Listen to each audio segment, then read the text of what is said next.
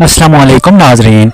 करोलिश Usman season number 6 को ख़त्म हुए तकरीबन एक माह गुजर चुका है और करोलिश उस्मान सीज़न 7 कब तक आएगा और करोलिश उस्मान सीज़न नंबर 7 की एपिसोड इतनी लेट क्यों की जा रही हैं, तो इसी वीडियो में जानने की कोशिश करेंगे, तो वीडियो को एंड तक लाजमी देखिए। सीज़न 6 की लास्ट एपिसोड में ड्रामे की रेटिंग बिल्कुल ख़त्म हो चुकी थी।